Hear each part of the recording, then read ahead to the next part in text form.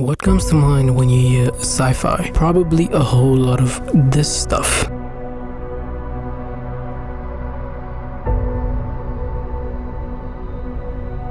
And not this stuff.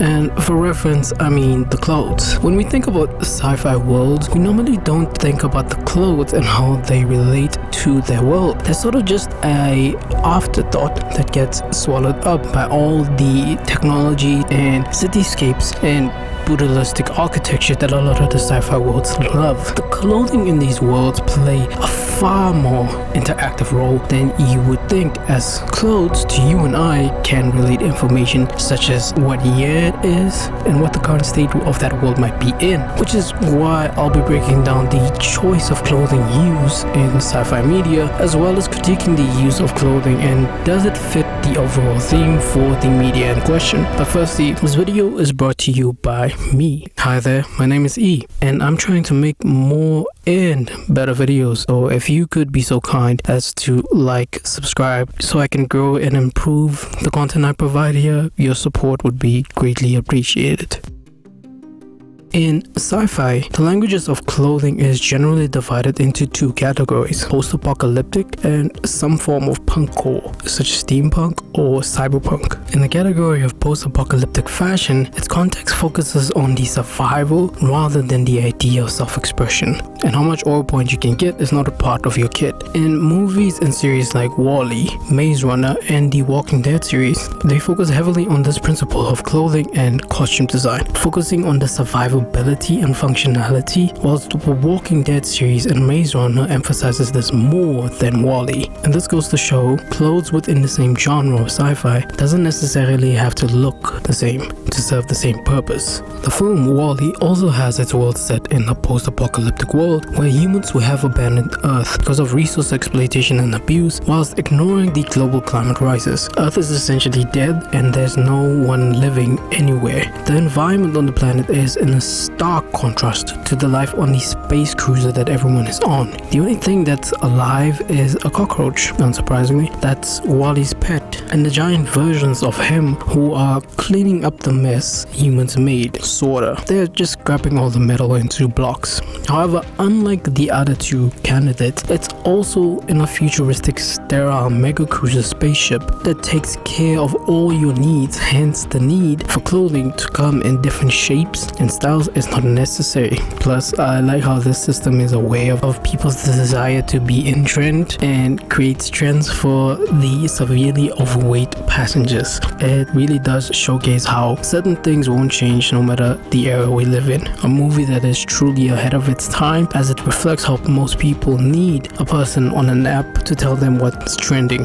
Essentially, the reflection of the outfits chosen here does fit quite nicely. In the world of fashion, all that we've mentioned is different. Designers, whether they design and make actual clothing or they're a costume designer for a video game or a motion picture, their views on clothing in sci-fi worlds are far more different. Take Hamcus, founded in 2015 by Tuff Liang, based out in China, and don't let the location of operation fool you. Hamcus makes really impressive and reasonably priced clothes. The short summary of what Hamcus is, it's about how clothes would interact with societies of humans who live on different planets and worlds and are split into factions that often fight with one another. The losing side would have to move off-world to a new planet with a new environment and find a new way to survive on this new planet. I'll link the brand's wiki so you can read it for yourself because it's long. Hamcus presents its clothing as cosmos fashion, a reflection of the lives and environments of the various factions within its universe. Hamcus has an amazing vision for its brand. It not only reflects how humans behave with regards to their environment, but also relates to a sci-fi dystopian look and how a highly advanced non-spacesuit required intergalactic space colony would look like and how they would dress like in terms of the planets they choose to inhabit.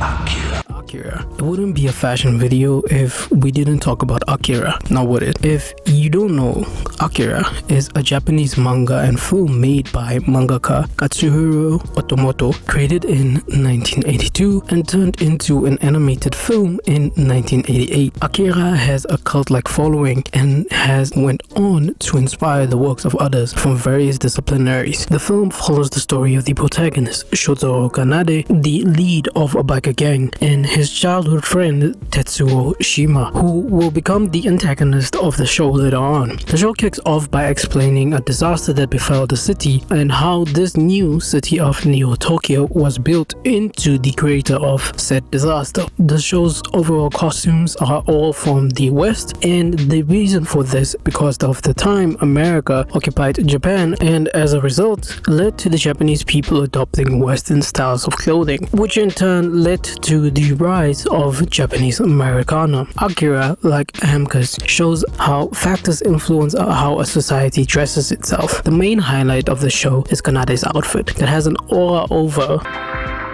Vegeta, what did you say his power level is? It's over 9,000! 9,000?! There's no way that can be right! It can't! The striking red color, the tasteful graphic paired with the world, and of course the sick custom bike he has. The outfit overall can be thrifted as most of the pieces are easy to come by. The pants are moto leather pants or biker pants for you non-MFs. The jacket is a variation of a vintage Swedish military moto canvas jacket and a pair of brown harness boots. Albeit you won't get the same color as the original, but you don't have to look like an exact copy of the show. Utopian core. Utopian core is always depicted in this very uniform attire, and for some strange reason always involves spandex, at least from the view of sci-fi writers and creators. Utopian core is a genre of sci-fi in which society bands together for the benefit of all and cast away the desire to be an individual and to become a collective. This is a very limited genre, and I quite frankly think this is because a utopian world is a world in which society has no problems that exist, coupled with the very strange hive mind approach to life and society. As a result, they typically eliminate the need for self-expression. As such, the media I could find is Love, Death and Robots Yogurt episode, as well as Horizon Forbidden West. In Yogurt, a sentient tub of yogurt eventually takes over the world and creates a utopian society. In the society, everyone wears white sportswear and lives in the same houses in a technological utopian world. On the other hand, Horizon Forbidden West gives a much more stylish approach to this concept of utopian core, in favor of sartorial styles, tailoring avant and couture styles, with its utopian faction, the Far Zenith. The Zenith are from Earth originally and were a group of extremely wealthy individuals, but I won't spoil the game for you if you haven't played it yet. But long story short, they essentially left Earth and have been traveling space for several thousand years. As a result, they became extremely technologically advanced, and it shows in their attire. The general shapes of the clothes follow tailoring methods for the male zeniths, whilst the woman's tailoring embraces far more avant and couture approaches to their clothing. They're so advanced that not only do their clothes serve as uniform, but also as armor. But the part that stands out the most is the materials they use. This being a video game, the fabrics that are available aren't like the ones we have within the real world. Three notable designers of utopian wear, although not perfectly fitting in with the vision of Hollywood or video game companies, is undoubtedly Iris van Herpen, Robert Wan, and Renaldi Junardi. And don't pretend like you don't know his work. I think the first person to come to mind when you think about a futuristic utopian society is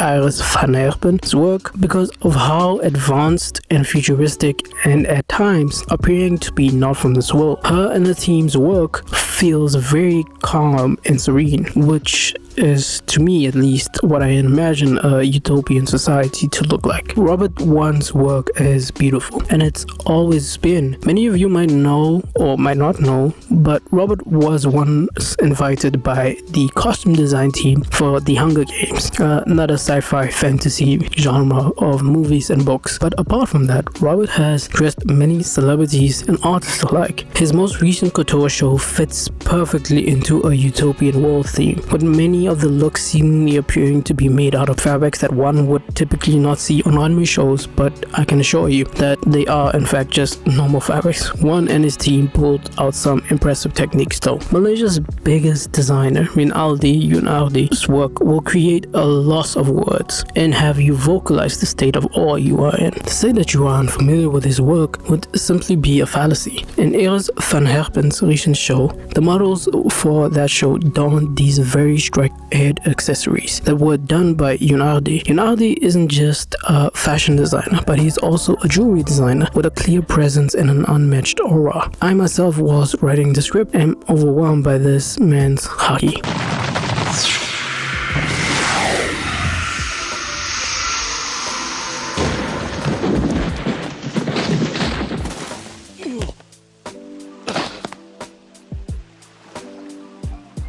However, the one show that's very utopian is his Fall/Winter 2016 show, I Spy, with the collection taking a very futuristic approach, as utopian societies are often then not very futuristic and very alien to our own societies. I think these designers' collection sets the benchmark for this particular genre. But before we move on, an honorable mention to the truly fascinating and beautiful of Indian couturier Amit Aggarwal, especially his recent couturier collection, where him and his team showcase the most intricate and complex level of skill and craftsmanship. Enjoy a couple of clips because words can barely capture this showing. Punk, and no, I'm not referring to the subgenre of fashion that we all went through. Unless you're a Carti fan, then you're still a punk aesthetic fan. Oh, sorry, I mean opium aesthetic. Punk at its core is counterculture to the norms of everyday life and is a subgenre that transcends borders of all kind. In sci-fi fantasy worlds, the two notable punk worlds are cyberpunk and solarpunk. Solarpunk is green, eco-friendly, and the cohabitation of technology and nature, whilst cyberpunk is the complete opposite of that. It's the integration of machines into living organics, in this case humans becoming a hybrid of bionic and organic. Cyberpunk is also a warning to the rapid technological advancement and what very much could be our world if we allowed this culture of human modification to take place. Whilst within solarpunk, technology is used to maintain the earth and to sustain human life by focusing on greener solutions and valuing human life, nature, and the lives of those that will come in the future.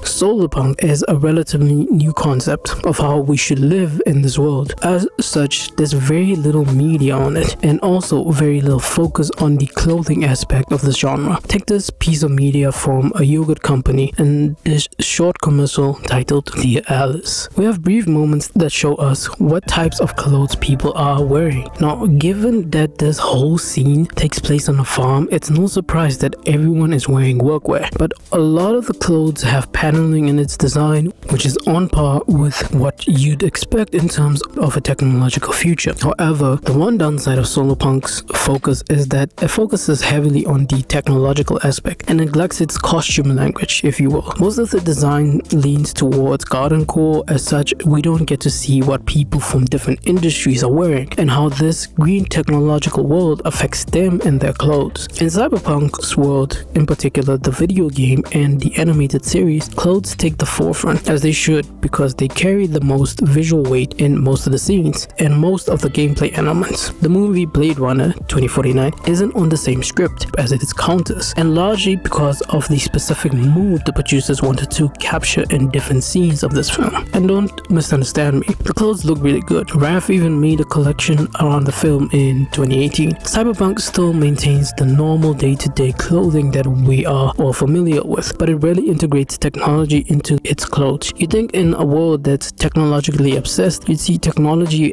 be a little bit more integrated in the clothes people wear, rather than just having a clothes glowing jacket. Still, glowing jacket is cool and it's a must get, which brings me to the other side. Both the video game and the animated series are very fan service heavy, which to me isn't my kind of shtick. I don't need to be offered this in order to watch something, nor do I need it in order to enjoy a piece of media. In our real world's case, brands that befit cyberpunk's aesthetic are all aligned with techwear. Amongst the many are Acronym, Stone Island with their garment dye techniques, as well as some of the newcomers such as Kamaware. Solarpunk is the hardest one to line with real world brands. As such, I can only say that brands such as Reese Cooper and Tef Kit befit the aesthetic of outdoor garden core that Solarpunk seems to lean towards. Maybe you guys can provide better answers in the comment section. Let me know. Overall, I think it's apparent that despite the cool sci-fi visuals, normal clothes will still remain, as the societies we live in aren't hive minds, and since people value their freedom, self-expression will always remain, and clothes will only undergo a 3% change from their original form to something new yet familiar. Thanks for watching. If you enjoyed it, please like and sub, especially if you're new here. About 90% of my audience is unsubscribed to the channel. I would like to see the sub count at 10k someday, but if we can get to 1k as a start, that should be doable. And also thank you to the new sub members, much appreciated and welcome. And remember, we don't gatekeep around here. Peace.